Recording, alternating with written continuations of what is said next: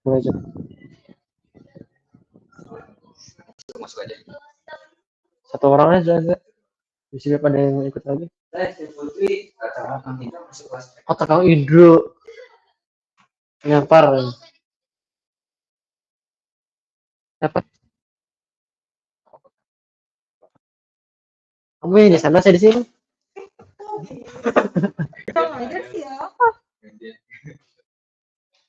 Oh, di mana sama?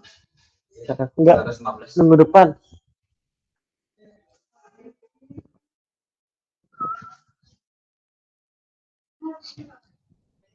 Oke, audio standby. Kita akan mulai ya. Nggak ada, tinggal satu.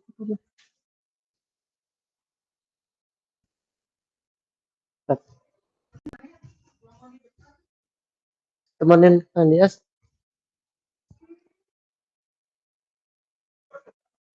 Udah record, Emel? Aku berdua. Yang lain enggak? Ajak kita.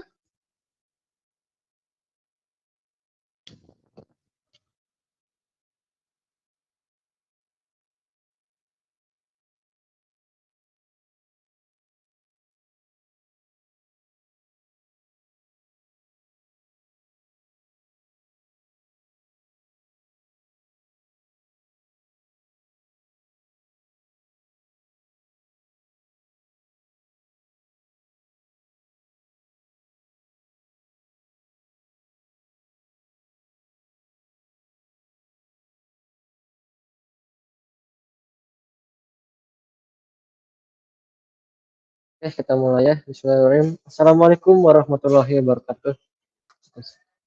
Oke, selamat datang. Dan terima kasih juga. Kita sekarang berada di Study Jam ke-6 dalam rangkaian Study Jam Liga 3 OCW Utama ini. Dan kita berada di hari ketiga di Study Jam Intensif. Nah, hari ini kita akan belajar mengenai understanding ML models, di mana kita akan mencoba nih mentraining beberapa data menggunakan model-model machine learning gitu. Dan kita akan lihat prosesnya itu seperti apa aja, hasilnya seperti apa aja, dan apa sih yang perlu kita pelajari lebih dalam. Karena di sini itu kita cuman go through aja, kita hanya melihat sekilas aja, karena akan sangat dalam ya. 2 jam nggak cukup untuk mempelajari bahkan satu model doang gitu. Jadi di sini kita akan go through, kita akan membiasakan diri terhadap flow dari si machine learning ini. Oke, kita lanjut ini sama ya. Nah, di sini kita akan mencoba 2 algoritma ya, dan dua data gitu ya. Yang pertama adalah data structure menggunakan decision tree, dan kedua adalah kita akan mencoba memprediksi data berupa gambar menggunakan convolutional neural network atau CNN. Yang convolutional neural network dua-duanya juga kita akan menggunakan framework TensorFlow, sebuah framework yang dikembangkan oleh tim Google sendiri juga. Oke, nah langsung aja kita membuka link Google Colab-nya dari yang pertama dulu, dari decision tree dulu. Oke, silakan dibuka. Dan pakai apa bang? Pakai PC.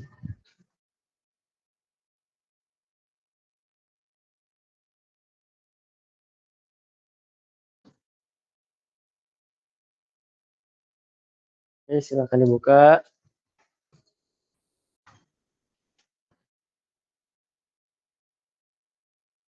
Akan mencoba melakukan model machine learning menggunakan algoritma yang namanya decision tree. Decision tree ini sangat well known ya, sangat udah populer lah ya, sangat populer untuk melakukan prediksi dari data-data struktur.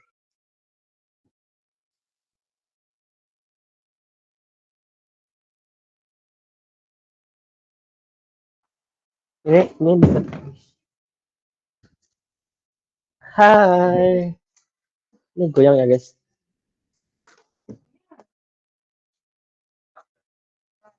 Cepat banget bang. bocil banget. Taruh di depan aja lah, itu goyang bang, meja depan sini aja, matanya goyang ya. Bisa nggak ya?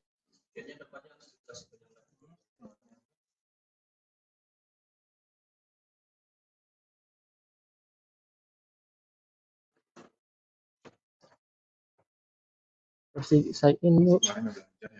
Apa sih orang baru first time? Harus sign in, login akun kamu. Boleh laptop sih, laptop aku di Buat kamar. kayak laptop itu.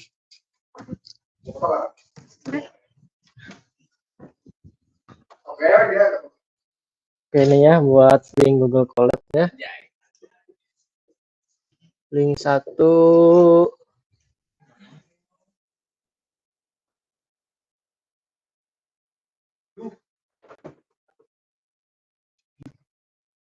Taruh sini aja. Goyang itu lantainya. Di atasnya. Di ya, putar.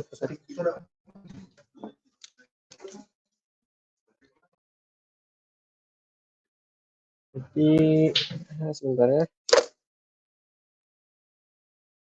Nah, ini yang buat yang link keduanya s.id cnn pj kota JC itu.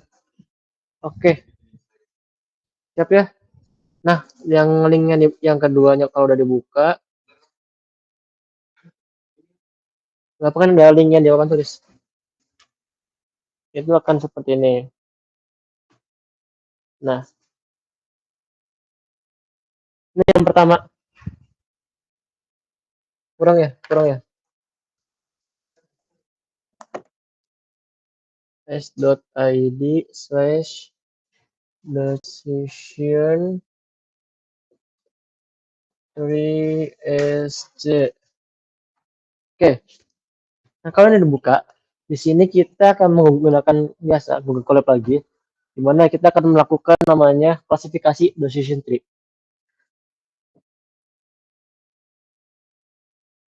Kita baca dulu sekilas. Nah, decision tree itu adalah sebuah metode supervised learning ya, atau ada labelnya gitu, di mana kita menggunakan regression juga classification. Algoritma tree itu sangat bagus lah ya, sangat well known banget, sangat digunakan buat research atau buat apapun itu, untuk untuk bisa menghandle kompleks data gitu. Cuman ada beberapa kekurangannya, seperti dia itu cukup mahal dalam artian biaya kompetisinya juga tinggi seperti itu. Ini ada 7 interesting facts about decision tree. Dia tidak perlu data numerikal untuk di scale ya. Misalkan yang sebelumnya yang play tennis, data kategorikal, itu juga dia bisa menghandle seperti itu. To handle categorical features in raw text format. Misalkan kayak yang sebelumnya play tennis, ada sunny, ada rain, ada segala macamnya, dia bisa handle hal itu. Karena dia melakukannya mapnya nggak melakukan raw data mentah si katanya itu tersebut, tapi berapa banyak sih kata itu muncul di dalam sebuah data gitu, atau di dalam sebuah fitur. Mereka juga bisa menghandle imbalance dataset. Imbalance dataset itu misalnya ada sebuah data ya, misalkan ada sebuah data gini. Ini tuh adalah target, misalkan tuh target, ini target data.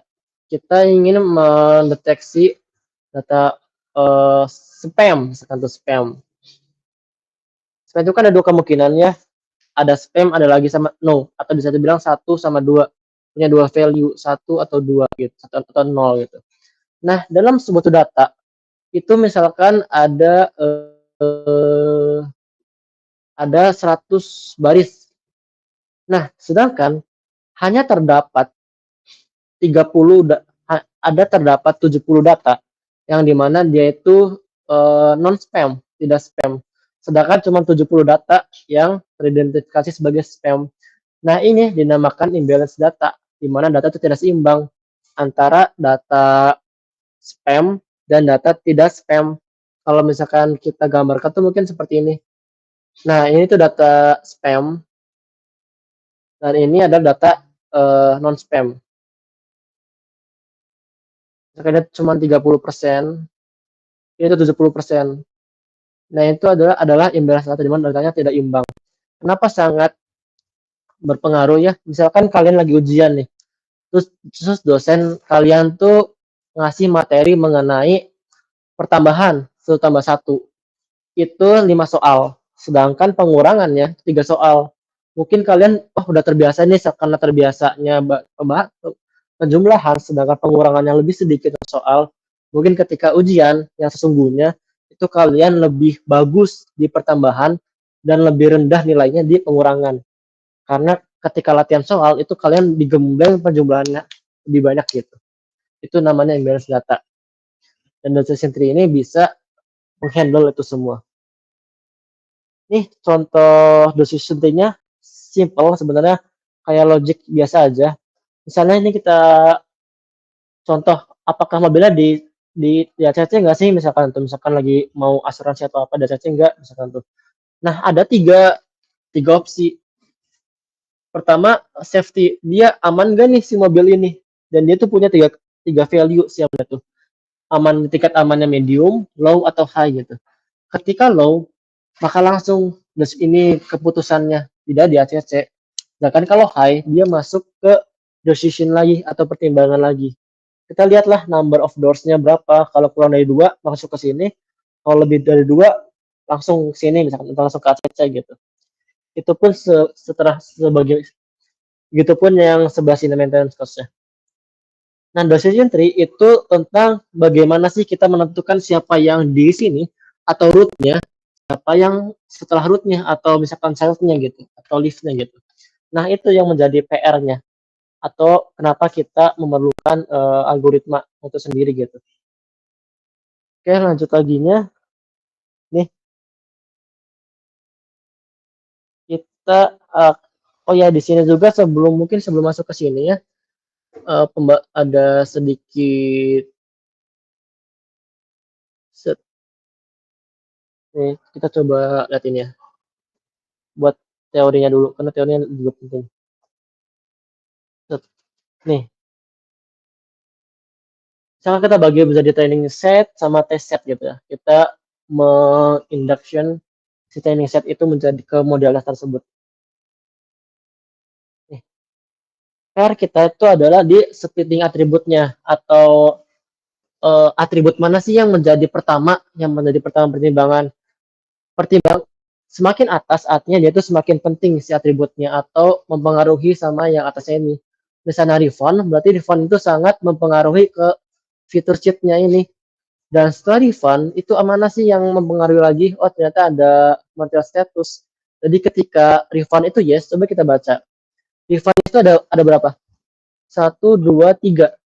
Dan ketiga-tiga refund yang yes itu selalu menghasilkan target no. Tuh. Ini yang yes, ini yang no, ini yang yes, ini yang no, ini yang yes, ini yang no. Berarti bisa kita pastikan bahwa ketika refund yang yes, Ini udah ganti, maaf. oh iya, emang gak sih? Ketika dia yes, itu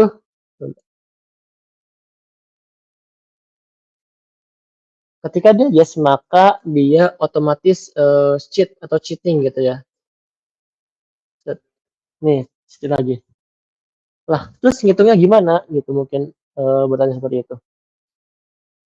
Cara ngitungnya kita ada beberapa metode ya, misalkan ini contohnya refund. Ketika refundnya no, maka apa yang terjadi selanjutnya apa gitu. Proses satu ini kosong dulu gitu, kosong dulu. Nah, kita hitung bisa menggunakan Gini index atau information gain. Nih, misalkan ini algoritma untuk menghitung decision tree. Misalnya ada Hans algorithm, ada CART, ada juga ID3 sama C4,5 gitu. C4,5. Ini mungkin saya nggak bakalan menjelaskan secara detail, ya ini bisa kalian kalian cari lagi di YouTube by algoritmnya karena ini akan sangat panjang satu lektur sendiri. Ini adalah Gini indexnya untuk mencari mana sih fitur selanjutnya gitu atau node selanjutnya. Ini bisa kalian cari juga nih. Ada juga bisa mencari entropi dan segala macamnya. Tapi luckily untuk kita para generasi saat ini, itu ketika kita melakukan decision tree menggunakan machine learning khususnya, itu kita bisa langsung aja import gitu loh, sarjana import gitu dari si library yang sudah dikerjakan oleh company atau komunitas lain gitu. Jadi kita nggak perlu menghitung matematikanya secara scratch gitu, itu akan sangat rumit ya, dan justru memperkerjakan 2 kali lagi kita. Jadi kita di sini akan menggunakan beberapa library, contohnya ada NumPy, Pandas, Seaborn, Skitlearn, juga Matplotlib gitu. Oke, di sini kita nggak pakai TensorFlow, sorry, TensorFlow yang di CNN ya. Oke, setelah terkoneksi, oke, runtime-nya sudah jalan ya, sudah nyambung. Langkah pertama yang kita lakukan pasti adalah dengan meload dataset-nya itu sendiri. Nah, kita menggunakan dataset open source aja dan free access dari Skitlearn. Itu ada Fetch OpenML. Ini bisa kita baca juga. Ada beberapa fitur di dalam datasetnya. Itu adalah ada buying, ada main, ada doors, persons, logbook, safety, sama ada binary crashnya sendiri. Ini si targetnya. Jadi ada positif atau negatif 1 atau 0. Seperti itu. Nih, kita import si datanya. Running dulu, running aja. Oke, kita misalkan mau coba deh tipe datasetnya apa? Tipe datasetnya bisa dibilang lihat ya, objek container, objek opposite key as attribute gitu. Ini misalkan kita mau melihat detail dari si datasetnya, misalkan details, dimana di sini ada berapa? Tuh ada ID-nya ada 900 sekian, nama datanya car version 2 gitu deh. Oke, ini ada detail version 2, data deskripsi dari si datanya. Terus kita misalkan ingin melihat nama-nama dari si datanya, ada apa dan apa itu ada seperti yang sebelumnya, udah benar, ada buying, ada main, ada door, persons, dan sebagainya macamnya. Ini misalkan kita ingin membaca, ini tuh ingin itu ya, membuat jadi data frame, dijadiin data frame. Sedangkan ini seperti yang sebelumnya, kita ingin melihat 5 data teratas dari si datanya, pakai head. Misalkan dibikin tipenya itu sekarang menjadi Pandas core data frame gitu ya, karena kita udah bikin dia jadi frame gitu, data frame. Oke, selanjutnya adalah exploratory analysis atau yang sebelum kemarin itu kita pelajari. Nah, pertama kita bisa membagi dulu si datasetnya. Ini kita bagi dia dengan 90-10 berarti. Ini t size-nya 0,1 artinya t size-nya itu 10% dari si keseluruhan datanya. Kita itu membagi misalkan datasetnya itu ada 100, itu berarti 5 laginya 10-nya itu data tes atau data yang nanti kita akan uji ke machine learning-nya. Sedangkan data training yang berjumlah 1555 ini akan menjadi data si training modelnya, di mana modelnya itu akan belajar dari sini dan kita akan coba berapa sih evaluasi modelnya menggunakan data testing yang sudah dibagi nih. Kita bagi juga menggunakan library lagi, menggunakan metode namanya train test fit. Ini dari Skitlearn, kita bisa running aja. Sedangkan random state itu dimana kenapa pakai random state, karena mentraining atau nge-speednya itu nggak langsung aja, misalkan ada 100, 10% di akhirnya, oh berarti tes, nggak kayak gitu. Tapi bisa by random, atau juga kita by fitur gitu. Jadi data training sama data tesnya tuh benar-benar si ukurannya atau komposisinya itu tepat gitu. Jadi nggak, oh 10 di akhir langsung buat tes. Kalau gitu kan bahaya ya, karena siapa tahu 10% di akhir itu hanya menyimpan data spam misalkan ya.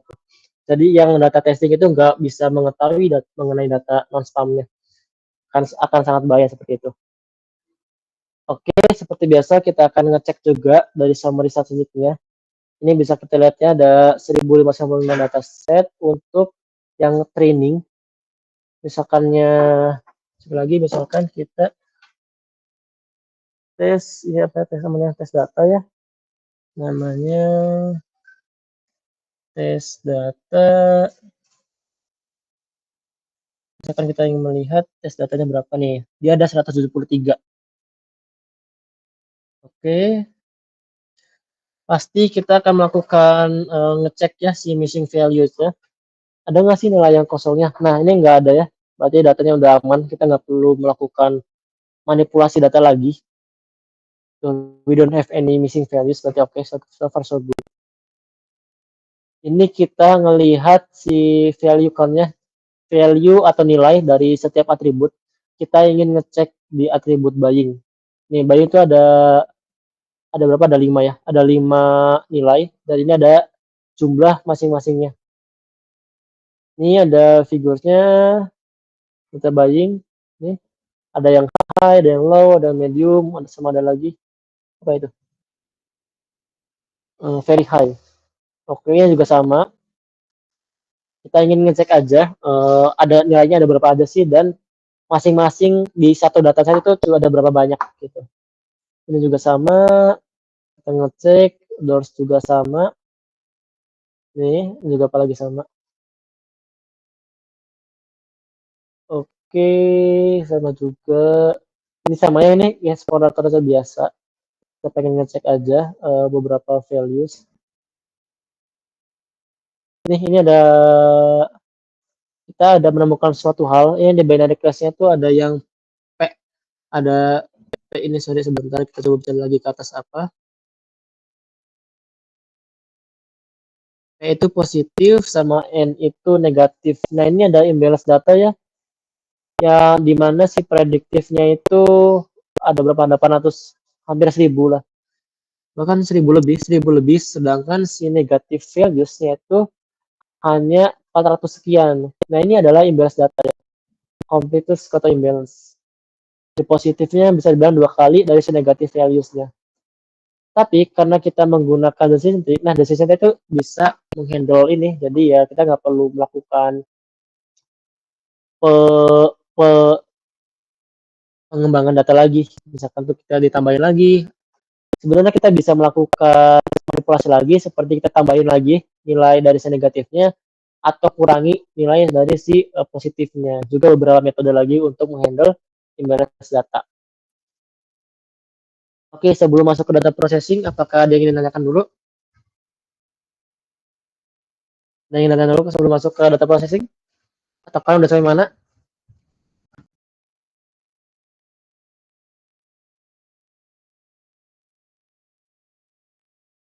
Oh, belum ya. Soalnya belum. Ini kan masih itu juga, masih bikin-bikin chart, belum masuk ke ininya.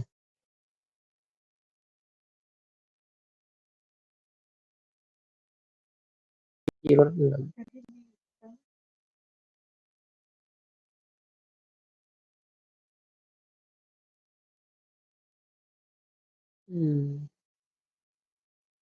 Apa namanya?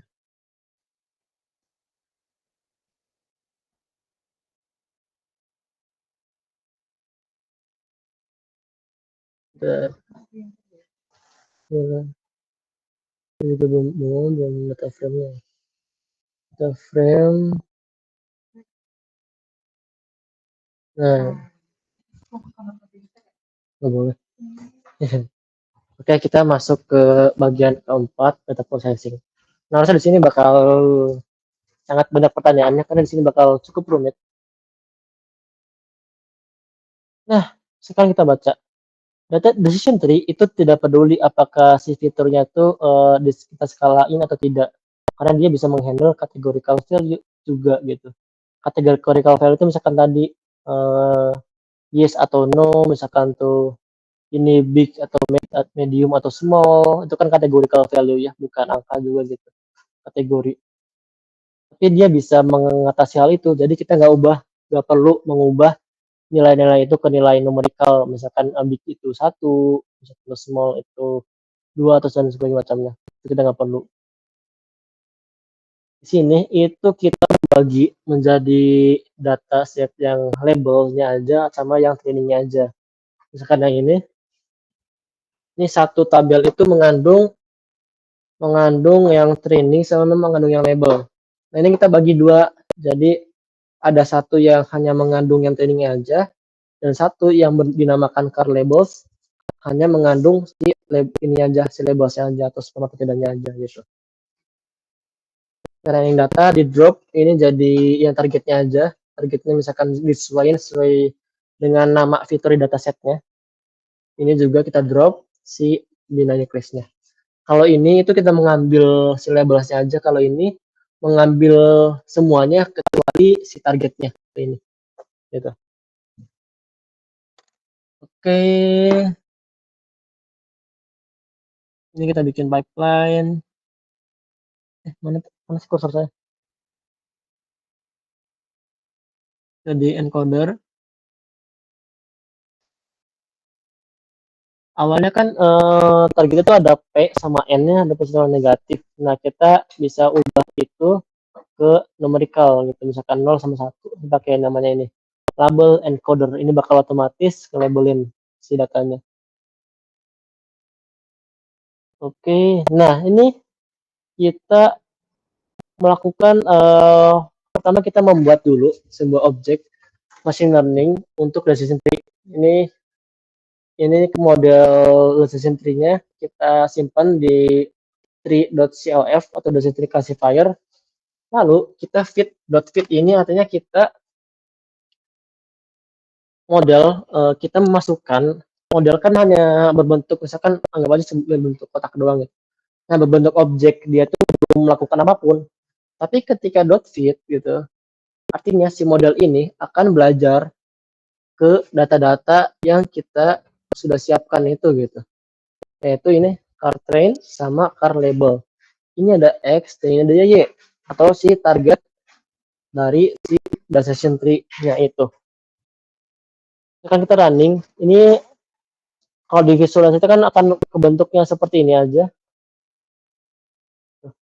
Decision tree classifier. Ya objek ini decision tree classifier. Lanjut aja. Ini dimana kita mengevaluasi si decision tree-nya itu.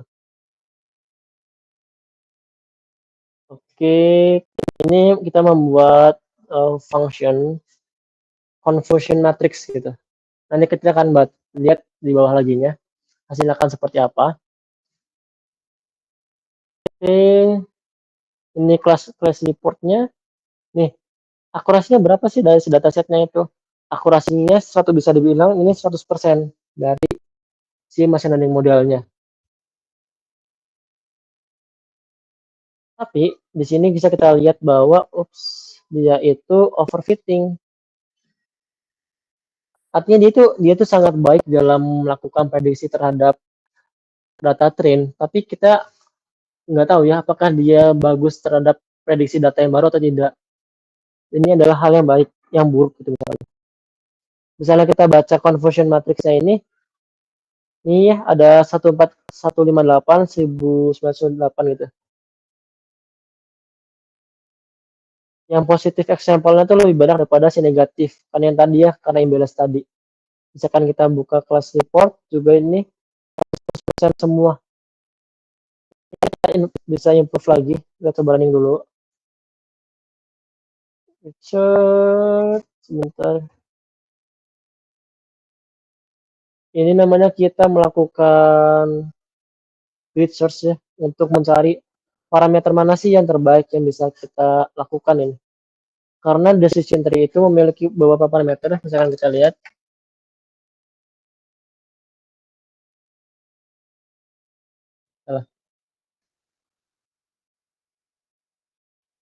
Kan ini.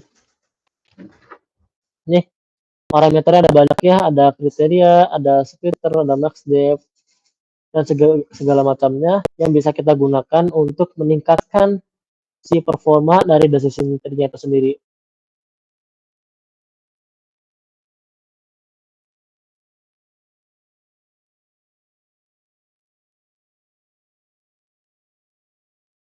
Tapi kan kita akan sulit ya kalau by manual itu mencoba satu persatu kombinasi akan banyak. Misalkan nyoba 0,1 kita jodohin sama 3 gitu, atau 3 kita jodohin sama 4, itu akan sangat lama dan panjang kalau manual by hand.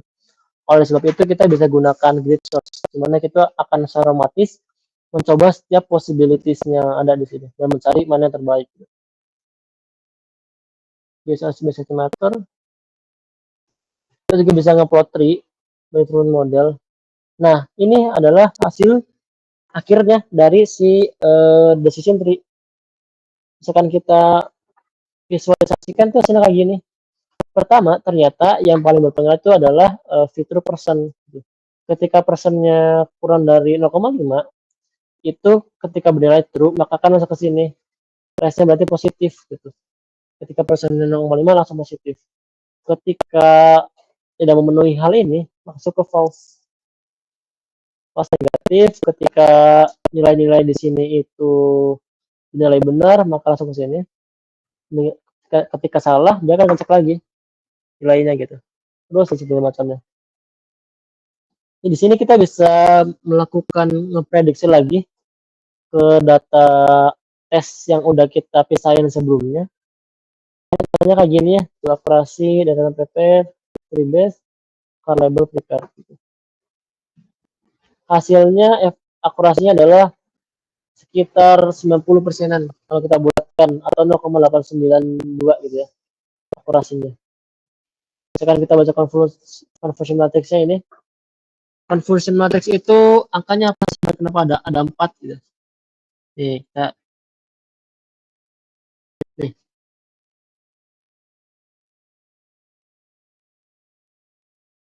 Nih. Oh, kecil lagi. Itu ada yang gini. Actually positif, predictnya positif. Mesin mending model yang baik, yaitu dia itu nilai tertingginya ada di diagonal ini. True positif sama negatif harus yang paling banyak nilainya. Tadi kan yang 100% tuh ininya 0 ya. FPS-nya 0, FNS-nya 0. Itu artinya dia tidak ada yang salah gitu. Misalkan datanya sebenarnya positif, tapi dia memprediksi mana datanya positif, tapi dia memprediksinya salah gitu. Berarti di sini nilai nambahnya. Misalkan datanya harusnya negatif, tapi dia memprediksinya negatif juga. Itu berarti benar. Sekarang kita mau mencoba, ini mungkin kita coba lagi conversion matrix. Coba di YouTube ya. Conversion matrix itu data IQ harusnya. Bentar.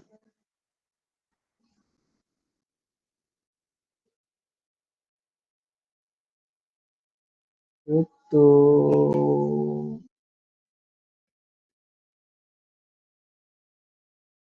data IQ. Ini kita biar ada gambaran lagi mengenai conversion. Nah ya.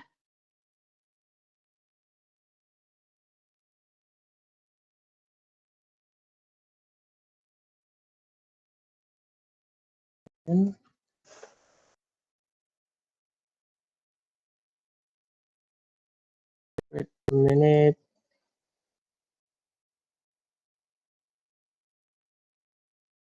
Yes.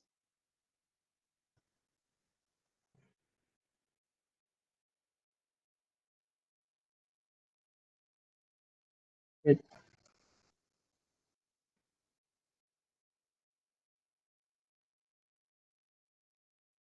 Ini udah hapus deh. Ini udah hapus deh. Oke, ya, anyway.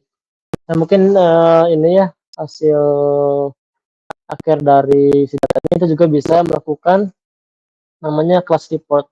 Ada precision, ada recall, ada advanced score. Nah, itu tuh apa? Misalkan precision,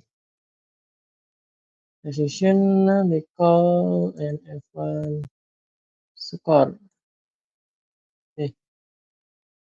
Itu adalah dimana kita bisa mengevaluasi si matematikanya, si performa dari mesin learning-nya. Misalnya gini kira-kira, kalau precision tuh TP bagi TP itu true false ya, true negatif, ada true negatif lagi, true positif, false negatif. Dia itu menghitung dari si conversion matrix ini. Misalnya dapat seperti ini. Nanti besok bagian evaluasi kita akan belajar lagi mengenai hal ini. Oke,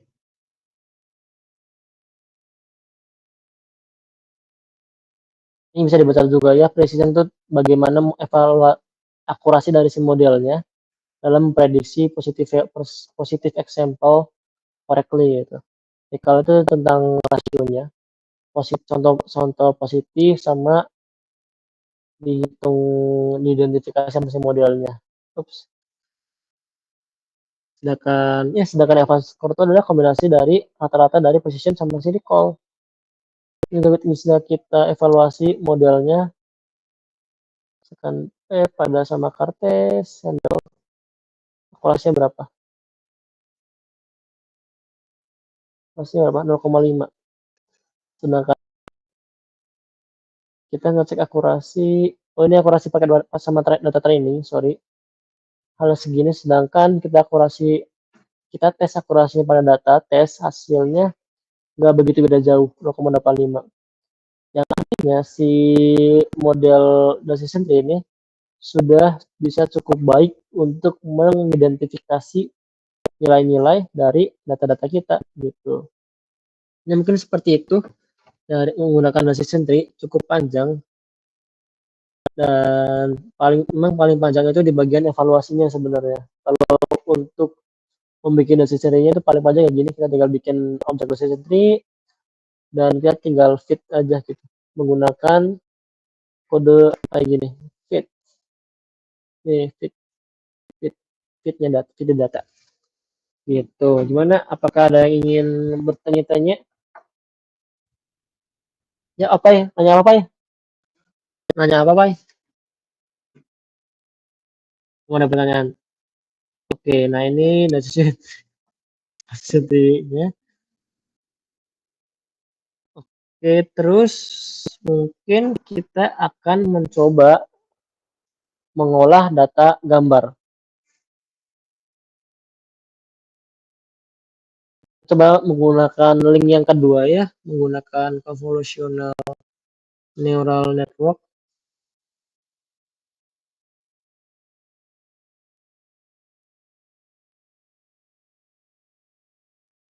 Wait. Ada ya? Ada nggak? Gini seharusnya. Kan lagi dari video benar.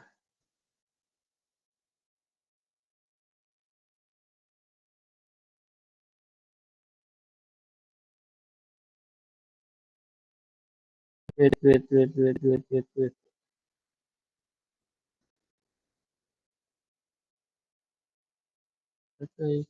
Oke, silakan diakses dulu untuk link yang keduanya, yaitu kita akan mencoba data image menggunakan convolutional neural network.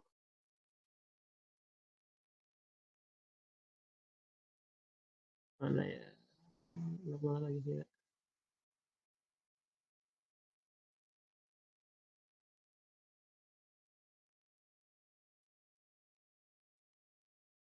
Wait.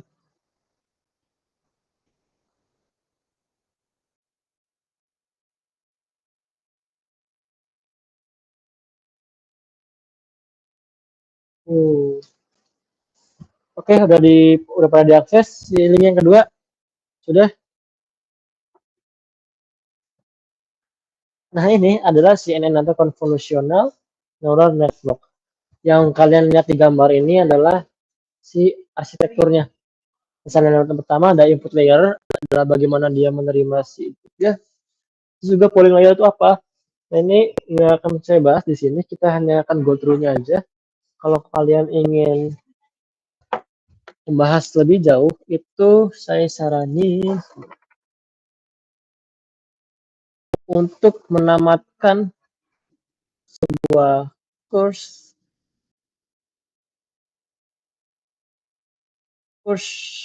adu domba. Udah, saya lagi nyari dulu.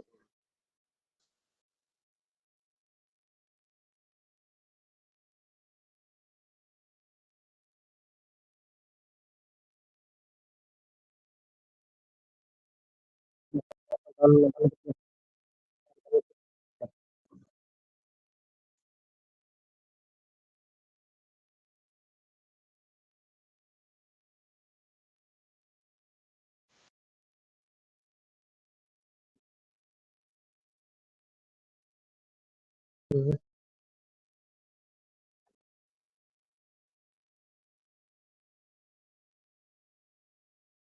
Eee,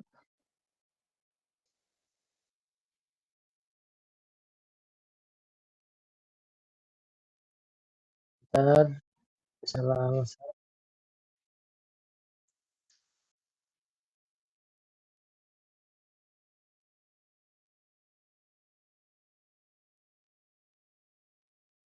kita coba melihat visualisasi dari CNN from scratch. Mhm.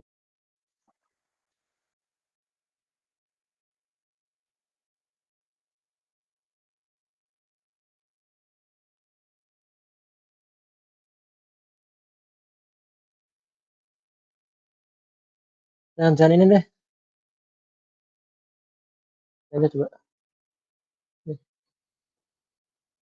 biar ada visualisasinya.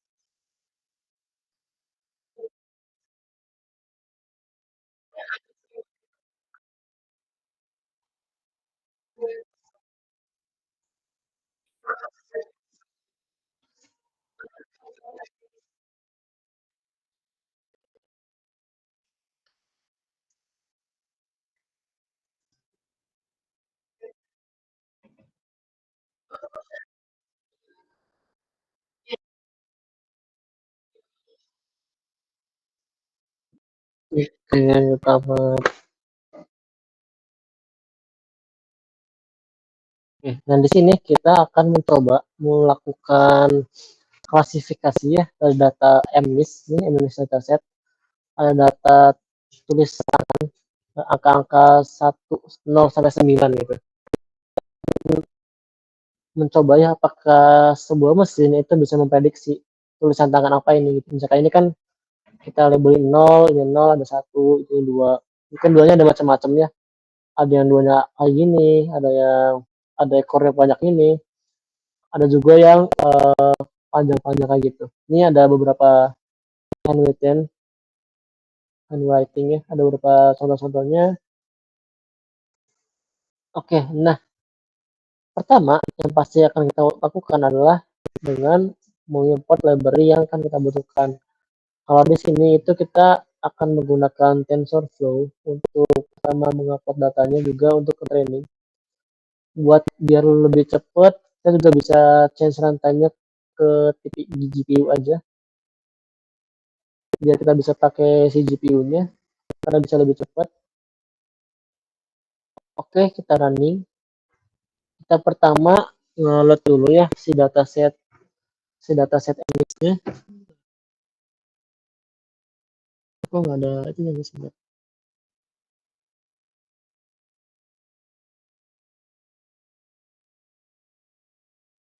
Oke, pertama kita load dulu data MNIST. Dataset, dimana kita, ini contohnya apa ya, misalkan ada yang tanya. Ini tuh adalah kita langsung bagi menjadi dua aja, ada train image, ada train label, juga ada test image sama test label. Kalau MNIST.load data itu langsung seabrek segini, langsung ada gambar sama ada labelnya. Sedangkan kita ingin dia langsung dibagi-bagi, mana data test dan mana data trainingnya. Jadi kita lakukan seperti ini.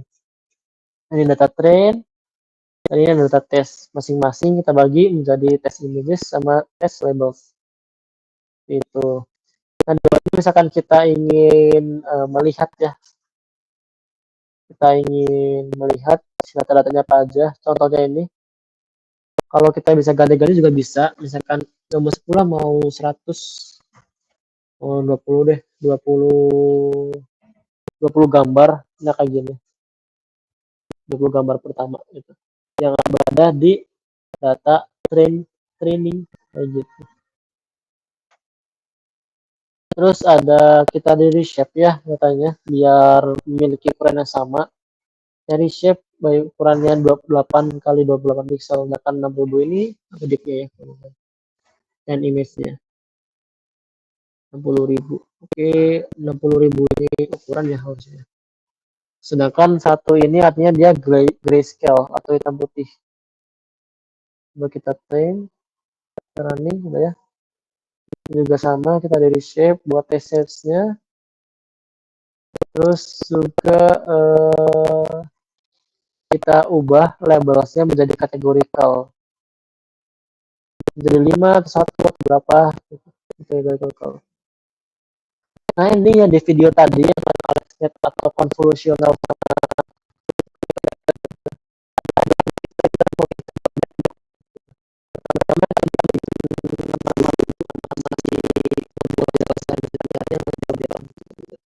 model sekuensial itu kita artinya kita akan menambahkan lagi, gampangnya seperti itu, menambahkan layer-layer lagi. Nah ini adalah convolutional 2D yang tadi itu di video. Nah ini sekarang kalian baca juga di sini. Bikin convolutional dibikin 2 dimensi spasial gitu. Ini ada kernel size-nya juga, inputannya ada ini, ada input shape gitu. Set. Activation juga ini akan kita bahas di besok laginya. Tapi ada beberapa activation yang bisa digunakan, ada relu, softmax, ada sigmoid. Nah, ini ada beberapa activation nih. Activationnya sigmoid ya gitu ya. Mungkin kita besok akan lebih jelasnya lagi. Ada juga rikelelu, ada tangan gitu, ada mousepad, ada elu. Banyak banget ya si sigmoid ini. Nah, di beberapa CNN juga ada lagi namanya max polling, ada convolutional juga. Kalau max polling ini ngedownset si inputnya. Dan ya kita cobain. Kalau ini nggak ada fully connected ya, ini benar-benar convolutional layer semua. Ini misalkan menggunakan model summary untuk melihat detail si networknya atau CNN-nya. Ini yang pertama ada convolutional outputnya, bisa kita lihat bacanya ada 6, ada 3 suku parameter sebagainya. Model ini memiliki ukuran sekitar 200 kilobyte gitu. Jangan kaget juga ketika kita membuat suatu model yang kompleks dan sangat besar, itu modelnya bahkan bisa gede gitu, bisa ratusan gigabyte, ratusan megabyte, atau bahkan gigabyte gitu. Sangat sering hal itu terjadi. Itu parameternya seperti itu. Ini bisa dibaca lagi. Nah ini baru namanya fully connected layer. Nih, ada dense, ada 64, artinya itu ada 64. Bentar. Kalau kita lihat neural network kan itu kan seperti neuronnya, ada kayak bulut-bulut gini. Si neuron ada berapa banyak. Nah, kalau ini artinya ada 64 si neuron. Berarti ini 64, setelahnya ada 10. Ada 10 layer gini, sangat terkoneksi. Set set set set set set gitu untuk mendapatkan informasinya. Karena kita itu memprediksi 10 kelas kategori atau 10 target, jadi di bagian akhir ini kita harus mengisi nilainya itu atau unitnya. Ada tulisan enggak? Mengisi nilainya ada 10 juga. Karena kan kita ingin mengisi 10 nilainya dari 0, 1 sampai 9. Nah, ketiknya kita beda lagi softmax gitu. Untuk membuat suatu klasifikasi yang dia itu multi class. Kalau kelas kita juga bisa taruh juga bisa ke sini gitu. Kita summary. Nah, ini kita akan nge-compile. Di sini bakal lama ya. Juga udah nyoba satu epoch tuh 67 second. Di sini model compile di mana kita mengcompile si model yang udah kita buat. Optimizer-nya apalagi ada MSprop gitu. Ini akan kita bahas lagi ya di depan. Loss-nya juga ada lagi. Matrix-nya itu akurasinya. Kita menilai suatu model baik atau tidaknya dari akurasi di compile-nya itu. Lalu kita lakukan seperti biasa model fit lagi. Ini pokoknya kita 5-nya cukup. Ya contohnya 5 aja. Dan biasanya 64. Dimana satu epoch itu 64. Ini kita running. Ini karena kita pakai GPU jadi cepat gitu ya. Kita bisa kita lihat epoch pertama akurasinya sangat kecilnya ini apa? 0,1 justru. 10%. Oh, kecil banget.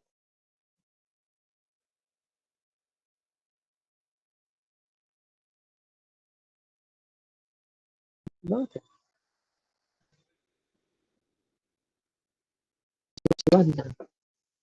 Mungkin levelnya kita tambahin lagi ya. Running rate-nya mana ya? Dia udah diklasifikasi belum?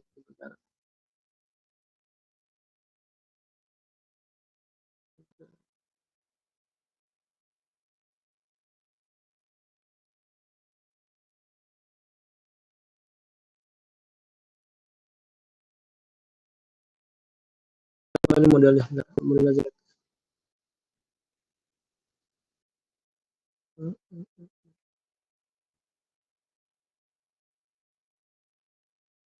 Modelnya jelek.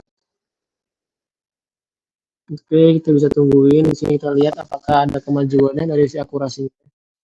Dan apakah lossnya akan semakin turun.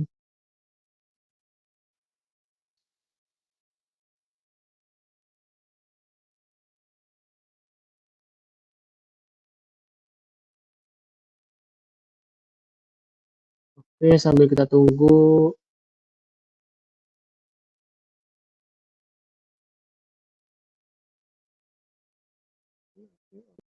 Kita tunggu.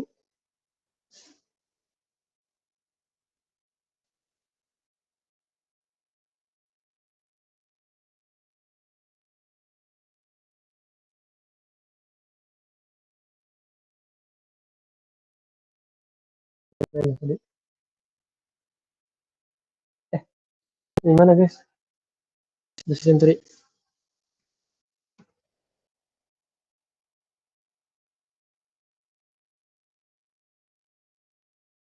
Lihat, oh ternyata akurasinya stuck di situ ya.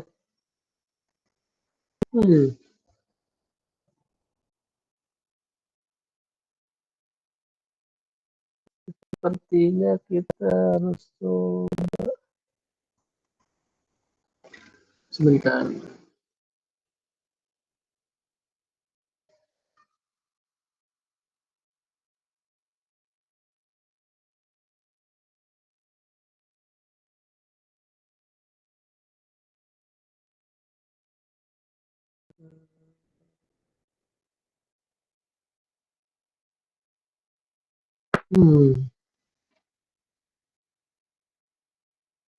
Maaf ya, bentar.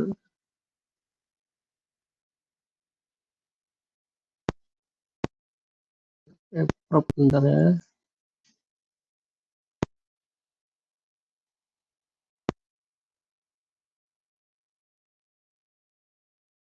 Sambil kita nunggu training gimana? Apakah ada yang ingin didiskusikan dulu?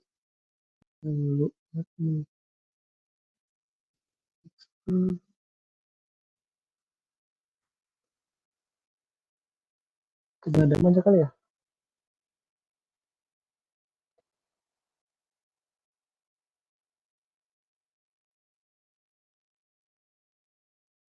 Ini nggak ada kemajuannya si akurasinya. Kita coba lossnya Adam. Memang.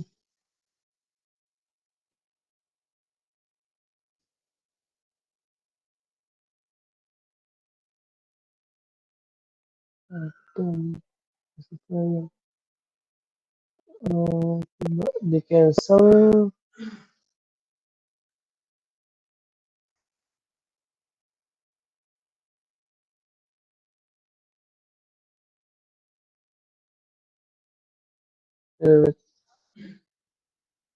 Ini model is not defined. Connection error bentar.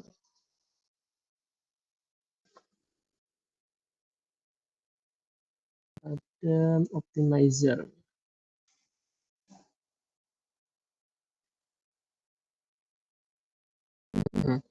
Apa ya? Baik banget.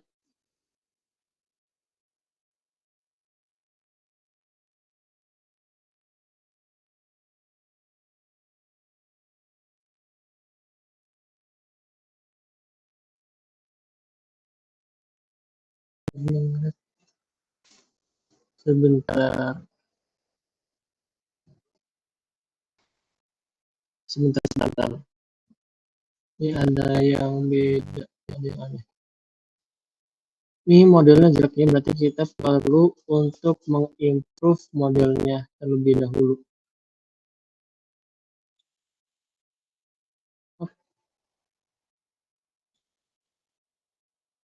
Coba kita cari dulu apa yang bisa kita improve dari modelnya ini. Karena akurasinya sangat jelek ya, bisa lihat cuman 10%-an.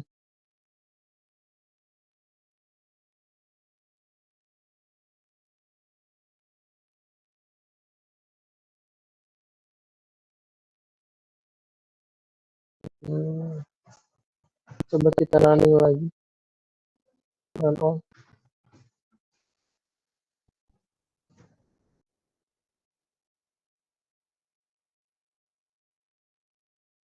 Ya, akurasinya bagus nih, 80.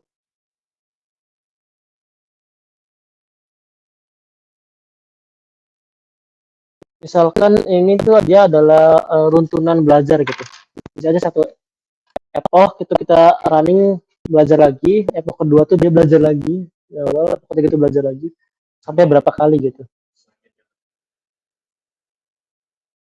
Ya, tapi nggak selalu terjadi ya. Ada aja justru semakin banyak belajar, justru jadi overfitting. Overfitting ini, overfitting itu kan dari kita model justru terlalu cocok sama pempelatihan datanya. Nih, nih, ini overfitting ya, overfitting jadi bagiannya. Sedangkan direct fit-nya tuh ya nggak usah cocok banget sama si datanya. Misalkan dia data di training, itu ketika misalkan contoh yang ini ya, contoh si mana, ada nggak sih si mana di slide-nya? Di sini. Nah,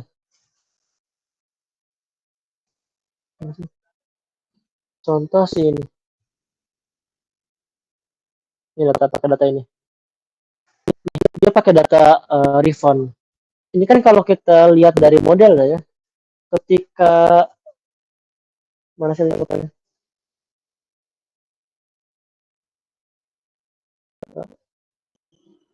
Ketika refund, mana refund?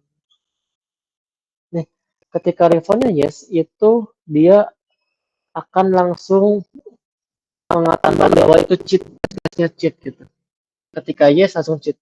Sedangkan di kemungkinan di data yang sebenarnya atau data yang sebenarnya akan dilakukan kemudian ini itu bisa aja si refundnya itu yes, tapi dia itu nggak cheat no gitu. Tapi karena dia overfitting, artinya dia bisa dibilang kita belajar berarti kalau yes itu semuanya no gitu. Jadi ketika dia dites pakai data baru, data yang belum pernah dia lihat sebelumnya, dia akan salah gitu. Nah, misalkan kita apa ya bacain, misalkan kita doktrin lah, misalkan ada dana kecil, kita bilang satu satu itu sama dengan satu. Ini kan yang udah benar ya, dia kan terus belajar yang benar. Sedangkan ketika data baru atau dia belajar hal baru, itu ada gini, 1 tambah 0 sama dengan 1 atau 1 tambah 2 kurangi 1 sama dengan 1. Dia nggak bakal tahu kalau ini tuh benar. Kan dia dari awalnya mempercayai hal ini gini. Ketika data dia belajar hal baru atau mengalami hal baru, itu dia nggak akan bakal bingung gitu. Karena dia hanya tahu hal ini. Padahal ini kan sama kan nilainya 0, 1 kan. 1 tambah 0 ya 1 gitu. 1 tambah 2 kurangi 1 ya nilainya 2. Salah, sorry. Kurangi 2 nih. Min 2. Itu 1 juga gitu. Padahal seperti itu. Itu namanya overfitting. Ya dia terlalu ya tuh bahasa-bahasa gitu. Dia terlalu terpaku sama si data-data yang dia sudah pelajari sebelumnya gitu. Ya, sehingga tidak mempelajari data baru dengan baik. Nih, kita coba lihat di sini. Ini sebenarnya nggak perlu sampai 100 sih. Ini kita ulangi lagi aja, mungkin sampai 10. Sangat beda ya. Kalau sebelumnya kan saya pakai optimizer pakai RMS Prop itu 10% sekian. Tapi kalau sekalinya pakai Adam, ini tadi langsung 90 lebih tuh. Langsung 90 lebih akurasinya. Itu sangat beda. Sangat mempengaruhi sekali. Pakai RMS 90 lebih. Mana ya? Tadi ke saya 10% gitu. Ini kehilangan satu. Enggak sih, enggak random harusnya. Kayaknya tadi saya miss sesuatu dari sini, enggak saya running. Kayaknya ini enggak saya running, jadi enggak jalan, enggak tahu tuh. Ini lossnya, kalau lossnya tuh semakin turun semakin baik ya. Oke, udah evaluasi. Ini kita bisa ngetes akurasinya. 99%. Kalau pakai di RMS berapa? 99 sekian. Oke. Misalkan kita coba tapohnya, misalkan deh ini deh si fully connected player, misalkan cuma 2. Kita coba apakah akan berbeda? Nih,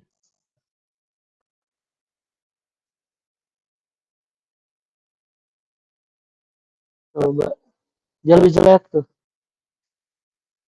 Padahal kita cuma beda itunya doang. Dan apakah mungkin, dan lagi apakah semakin banyak itu semakin bagus kan ya? Mungkin aja gitu ya. Kita cobain dia itu fully connected-nya nggak cuman satu baris, misalkan satu layer gitu. Satu layer dengan sekian unit. Mana sih? Kita misalkan coba lagi. Kita buat dia semakin kompleks gitu. Misalnya yang pertama ini berapa? Misalkan yang pertama ini 32, ini tuh 64, ini 128 gitu.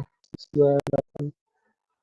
Apakah itu semakin bagus, semakin banyak semakin baik? Itu juga belum tentu. Justru kita kan udah melihat ya bahwa 64 itu sudah bagus gitu. Ketika di semakin kompleks kan, bisa aja dia justru semakin rendah gitu. Dan semakin lama lagi. Jadi kan ini ada 0,7. Sedangkan pas yang full connected layernya cuma ada satu layer dan dia cuma 64 unit, itu akurasinya bisa 90% lebih. Sedangkan di sini tuh bisa 70-an. Jadi best practice-nya itu ketika kita membuat sebuah model, itu kita mulai dari sederhana dulu. Jangan langsung semakin baik, semakin kompleks, semakin bagus. Misalkan di sini kita tambahin lagi, misalkan dibanyakin lagi gitu misalkan, atau bahkan ditambahin ininya tuh 2000 misalkan ya, 20.000 malah, 20.000. Nah, ini akan semakin memperbanyak aja, semakin nambahin lagi memorinya, datanya. Tapi dia itu nggak selalu semakin baik si performa dari si modelnya itu, justru bakal makin lama karena dia semakin kompleks. Tuh, banget. 0,5 lagi akurasi 5%, 60% doang. Kan yang sebelumnya itu 99, lebih tinggi daripada ini ya, contoh sebelumnya gitu. Nah, kita bisa bermain terus di sini, bisa bermain-main untuk mencoba-coba arsitekturnya yang terbaik mana. Karena itu yang biasanya mungkin masih learning engineer lakukan ya, bikin model yang terbaik, bikin juga pipeline-nya, dan bikin segala macamnya. Seperti itu. Mungkin apakah ada yang ingin ditanyakan lagi? Coba kita lihat ya apa yang bisa saya temukan.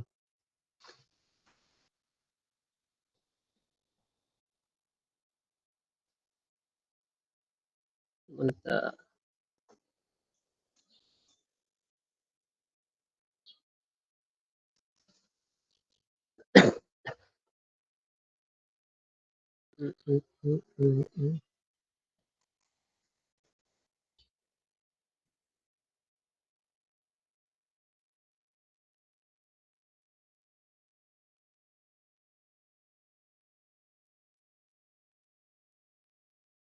Oke, bentar di sini kita lihat. Nih, kita studi kasus aja kali ya. Studi kasus ini digital bisa juga sih.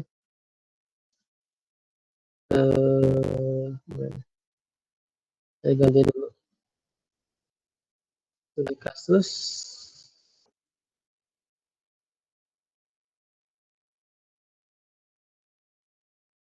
Kita akan melakukan, misalkan memperlakukan password.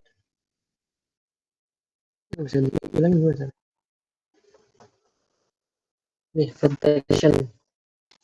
Kalau di sini kita melakukan beberapa metode ya. Pertama data, kita processing dulu yang pasti, processing data, dua cleaning, lakukan sedikit IDE, juga fitur engineering. Nah, ini tahap yang mungkin belum kita lakukan, dimana kita menambah fitur-fitur yang penting karena kebanyakan data itu enggak satu tabel doang gitu, ada beberapa tabel. Misalkan ada data sales, ada lagi data customer, dan jika itu digabung itu bisa mendapatkan informasi yang lebih berharga dibandingkan yang lainnya. Kalau di sini itu kebetulan beberapa kesulitannya adalah di mana jadi itu fiturnya sangat banyak ya, ada 10 juga, enggak sangat banyak sih, banyak aja. Ada 10 juga walaupun data-datanya itu data sudah bersih atau non semua. Tapi ya gini, kita tuh nggak tahu isi 3 tuh apa gitu, dan nilai maksimal berapa, nilai minimum berapa.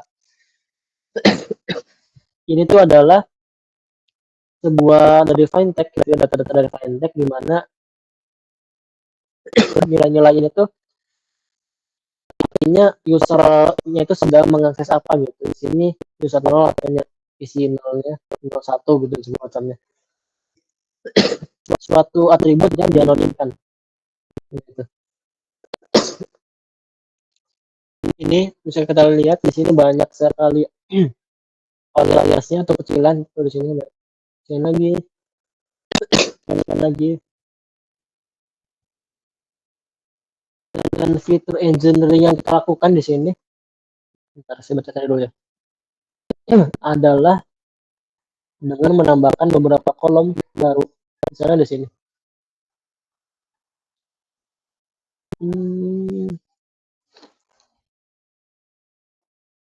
Ini beli tuh. Ini sangat ekstrim ya, ini biar data sangat luar biasa ekstrim.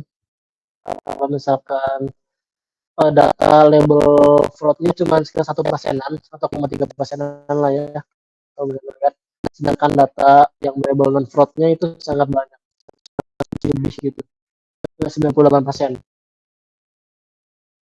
Jadi kita bisa melakukan manipulasi data dengan melakukan namanya smooth bukan smooth ini SMOT ya kalau nggak.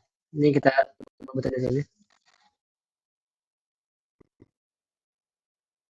Nih.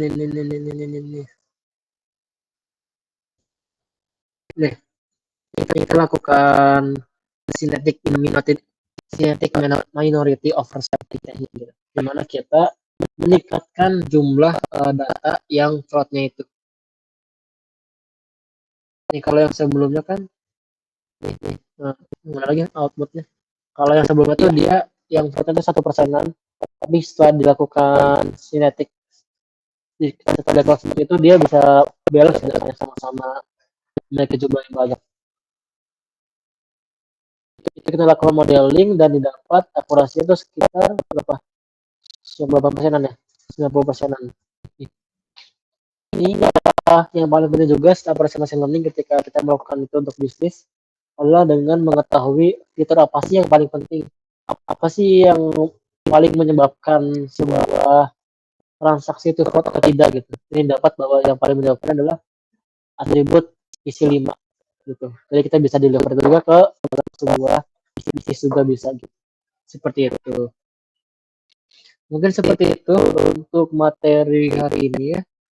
Selanjutnya kita akan belajar mengenai training and evaluation. Cuma kayak tadi kan banyak sekali hal-hal yang masih samar ya. Misalnya kapan kita menggunakan optimizer RMS prop, kapan kita menggunakan ADAM dan lain sebagainya. Itu akan kita bahas besok hari. Jadi lusa kita akan mencoba melakukan deploying machine learning model ini ke dalam website yang sederhana seperti itu dan membuat portofolio. Oke, apakah aman? Oke, mungkin seperti itu. Selanjutnya mana ya? Selanjutnya akan masuk ke bagian feedback ya. Nggak ada.